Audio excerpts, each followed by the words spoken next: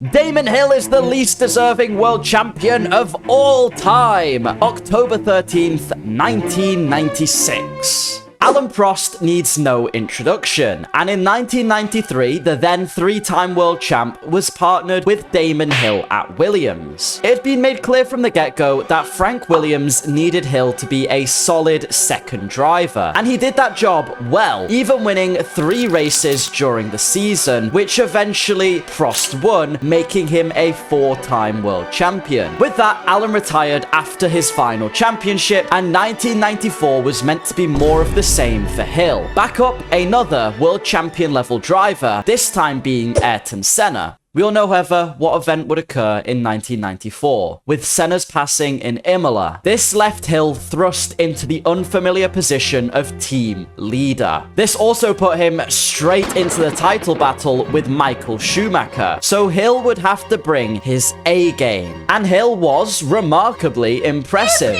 with a win in Japan during tricky conditions being a highlight of that year. In the last race, however, things got shady. Going into the final round in Australia, Schumacher was leading by only 1 point. And in the race, Hill looked to be on his way to overtaking Michael and therefore winning the championship. Now, there is some debate over this, but many believe, including Hill himself, that Michael intentionally crashed into Damon during this race. Intentional or not, this led to both cars retiring, and therefore gave Michael the world championship. I think many people wouldn't have had an issue with Hill if he won the championship in 1994, as that Williams car had proved tricky to drive. But it's from here on out where opinion starts to change. During this time period, Williams was employing someone whose name is very important in F1, even to this day, and that is Adrian Newey, a highly skilled engineer responsible for some of F1's most dominant cars, such as the RB19 we saw in 2023. At the time, Newey was working with Williams, and it was believed in 1995 that Adrian and the team had well and truly cooked, with Williams believing they had the best car by far that season, which meant that when Damon Hill, through continued mistakes, managed to finish with only 4 wins and 33 points behind Schumacher, the team were left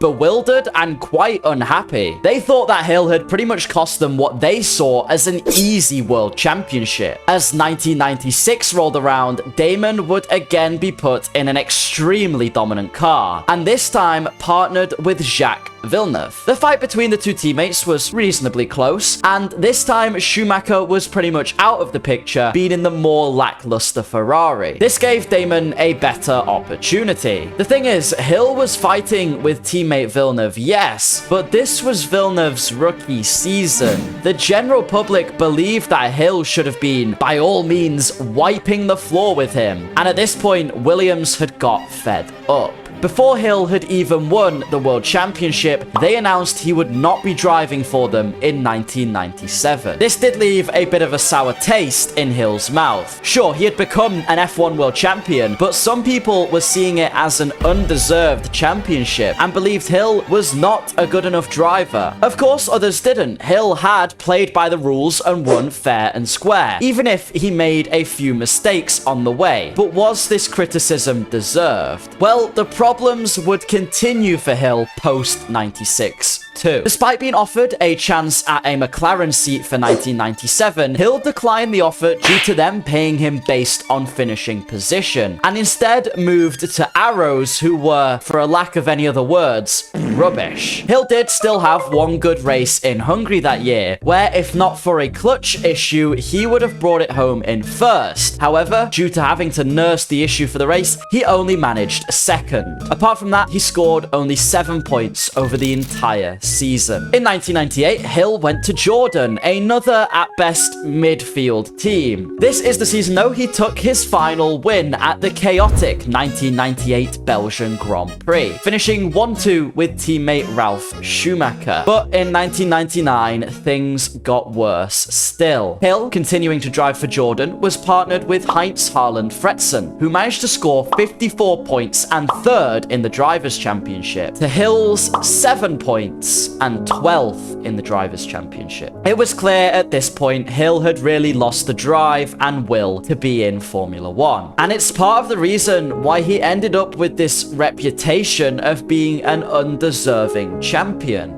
The thing is, Hill did have a good drive in him. Races with Williams showed that he was able to put up a great fight in 1994, being very close to Schumacher. And I think if Hill had won in 1994, no one would be having this conversation. In 1996, Hill still did best Villeneuve, who we know was a championship-worthy driver, winning it himself in 1997. So, rookie or not, he was still up against some great talent. And many people will point to the dominance of the car being the reason for why he's the champion, but F1 has always been and always will be the luck of the draw when it comes to having the right car. In the end, Hill did have some strong moments in F1, and he can live knowing that he still has that impressive title of Formula 1 World Champion. But subscribe and tell me your thoughts on Damon Hill. We're trying to go for 50,000 subscribers, so if you could help me out, I'd appreciate it a lot. Goodbye!